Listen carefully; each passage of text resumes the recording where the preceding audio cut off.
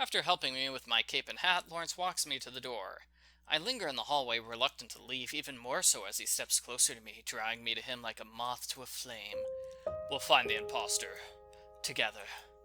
Until that time, maybe it would be better not to go out as a swindler yourself? But how else am I supposed to find bravery enough to reveal my feelings towards you? I believe you're quite capable of that without the mask, Laurence. I truly hope so. His hands rest on my arms, a shiver coursing through me at the touch. Thank you for trusting me. You're most welcome. Now I really must be going. Ah, yes, of course. Yet still his hands do not fall from me. Do I want to kiss his cheek? Yeah, I'll kiss his cheek. Uncaring of any who may see on the street behind us, I step closer towards him and place a gentle kiss on his cheek. As I move back, I cannot help but smile at the surprise on his face. His fingers touch where my lips had just been. Saying goodbye is certainly bittersweet.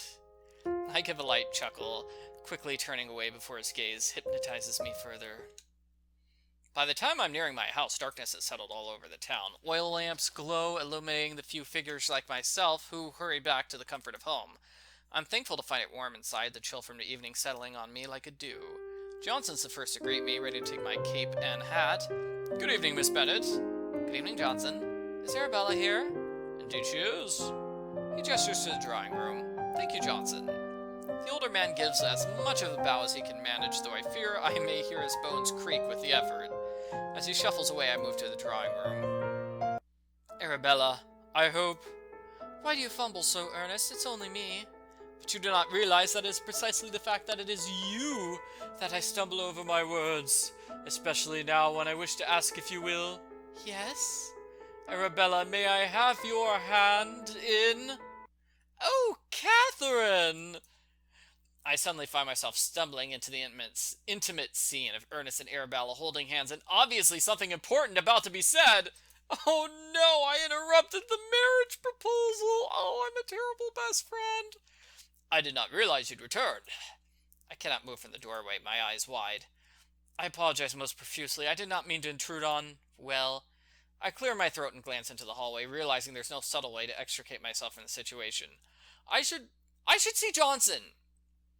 I quickly shuffle back into the foyer, cursing myself at interrupting. It's only a few moments later when Ernest joins me. As he steps out, he rubs the back of his neck, a deep red blush still on his cheeks, even through his bright smile. Good evening to you. You're leaving? Please do not do so on my account. I should truly be returning to the barracks.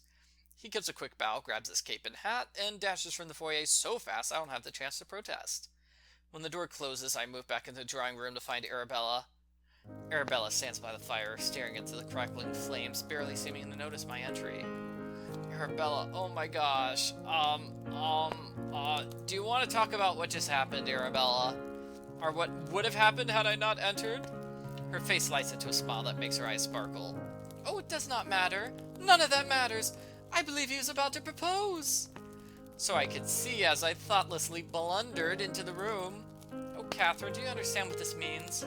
That no one on earth could possibly match your smile at this moment? It means he must love me. There was doubt on that, because I believe his feelings were true from the moment of meeting you. She says nothing more, excitement making her choke a little. She pulls me into an embrace, and I can almost feel the sheer joy seeping from her like an aura. I did not think I could know such a feeling, especially for one I have known but a few months. Well, what about your first husband? Wasn't that a happy marriage? What was his proposal to you like? Let's hear more about that, maybe. Yeah, it's probably not the time to ask about it. I cannot help but smile at her words, understanding her sentiment exactly as I think of Laurence. What if he proposed to me? Ooh. Arabella spends most of the next couple of days eagerly awaiting Ernest's return. Unfortunately, he's held back on military business. Laurence and I also have little luck, neither of us making headway into the discovery of the imposter swindler. One afternoon, as I'm speaking with Johnson on household matters, Arabella scurries into the drawing room, half breathless. And what of tomorrow night's supper, Miss Bennet? What do you believe? He's returned! Who? I believe Lady Ashbourne refers to the Colonel. I throw a knowing smile at Johnson. Ah, of course. Oh, do not tease me at such a moment. She moves further into the room, coming to stand beside me. I can't help but notice her fidget, an unusual nervousness seeming to have taken hold of her. Johnson makes his exit, only to return moments later with a red cape and blue hat in his grasp. Colonel Oxley. Good afternoon to you both. We exchange formalities, though more from habit than necessity, between us now. What a delight to see you today, Ernest. And what could be the purpose of your visit? I glance at the door, wondering how best to make my exit. I very much doubt either wishes me in the room, should he attempt a proposal again. Well, He clears his throat, his glance shifting uneasily to the window. It's such a beautiful day, I wondered if you should both like to take a walk about the park. Oh. I stifle a chuckle at Arabella's disappointment. Well, I think it's a splendid idea. We shall just be a moment fetching our things. And before I can even say a word to reply, Arabella takes my arm and leads me into the hallway to dress in our outerwear. After an hour of walking as far as politely possible behind the excitedly chattering couple, I suggest calling on Laurence and meeting them back at the park. A suggestion they are both more than agreeable to. Ooh, I'm leaving them alone! Ooh, I bet he's going to propose. So I take a shortcut through the park and arrive at the Crescent in a shorter time than expected. After ringing the bell, it's not long until the butler lets me inside. I was hoping to see Laurence, Mr. Amsbury, if he's at home. Before the butler can respond, another voice sounds from the doorway next to us. Miss Bennet. He schools his rather tense expression into a polite smile. This is an unexpected pleasure yet again. Good afternoon, Mr. Montfort. I was actually hoping if Laurence is at home today, the one who's not a total jerk. Of course you were. He turns to the butler in a sharp move. Fetch him from his room, won't you? The butler gives a deep bow before moving away up the stairs behind him. You call on him so regularly, I wonder if you remember I am here also. His smile seems somewhat forced, but I do my best to ignore it as I reply.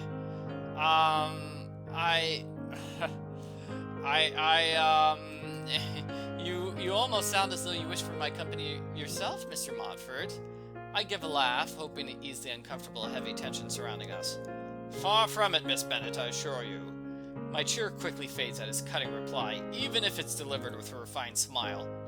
Why doesn't he want to hang out with me? I'm awesome. Though I hear another also holds your attention of late. Does the Society Swindler really hold such an interest for you? I do not know what you do not need to be so coy, Miss Bennet. Indeed, I wonder how he holds such sway over you when you protested his use of violence with such abhorrence. Or maybe a gunpowder burn was not enough to turn you against him so?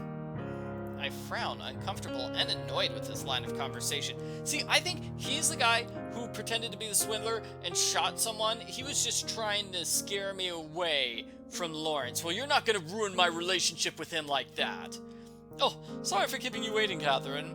Thankfully, Laurence strides down the stairs to stand between us before I make a reply I would regret. And, what do I owe the honor of such a visit from you today? I was walking in the park with Arabella and Ernest and wondered if you'd care to join us. Your house was not far from where I left them, so I thought I would call in. I'm most glad you did. I would have been cooped up in this house all morning. A walk would be most welcomed. Especially one where you are my partner. I catch his gaze, suddenly most glad I decided to call upon him. Is that such a good idea, Laurence? Mr. Montfort's words break through our captured gaze. Did you not promise to write your family this afternoon an update on your progress in town? Well, yes, but you know how I'm not a stickler for those kinds of refinements. His disapproving gaze shifts to land on me. As your choice of company would attest. Pierce! Please excuse me, I have much to attend. He then gives a sudden bow and leaves with hurried steps. I apologize for my friend, he has not been himself at all of late. He does seem a little unusual. He has spoken much less than usual and seems rather distracted. I'd hoped your new friendship would inspire him to participate more, but the mention of you only seems to darken his mood further. If you would prefer to stay and see to your friend? No, if he wishes to be aboard, then I say let him. I am for fresh air and good company. Then shall we head to meet the others? Indeed. Let us go.